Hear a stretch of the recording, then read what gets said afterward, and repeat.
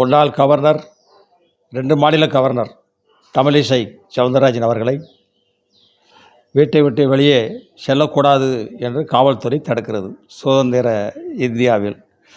ஏன், எதற்காக என்று காவல்துறைக்கும் தெரியவில்லை. தமிழிசை சவுந்தரராஜன் அவர்கள் கேள்வி கேட்கிறார்கள், பதில் சொல்ல முடியவில்லை. ஏன், எதற்கு, எனது வீட்டை விட்டு நான் செல்வதற்கு எனக்கு உரிமை இல்லையா என்று கேட்கிறார். அதற்கு பதில் இல்லை. கூலி தொழிலாளர்களெல்லாம் ஓட ஓட விரட்டி அடித்துவிட்டு கூலி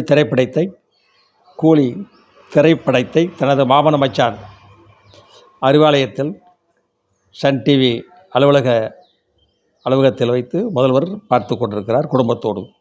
இது ஒரு பக்கம் இருந்தாலும் கூட கூலி படம் நான் ஏற்கனவே பல முறை சொல்லியிருக்கிறேன். கிராஃபிக்ஸ் மூலமாக எடுக்கப்பட்ட படம் ஏற்கனவே பார்த்துருக்கலாம்.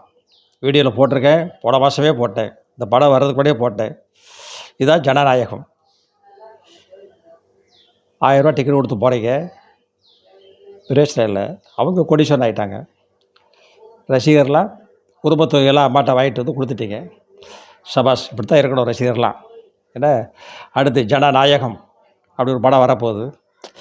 இப்போ உள்ள திரைப்படங்கள்லாம் எல்லாம் கிராஃபிக்ஸ் தான் அப்படிங்கிறத புரிஞ்சுக்கிட்டு போங்க, தெரிஞ்சுக்கிட்டு போங்க. முதல் நாள் 7 நாள் வசூல் அள்ளிடுவாங்க. அதுக்கப்புறம் படம் ஓடினா சரி ஓடாட்டா சரி, அதை பற்றி கவலை இல்லை.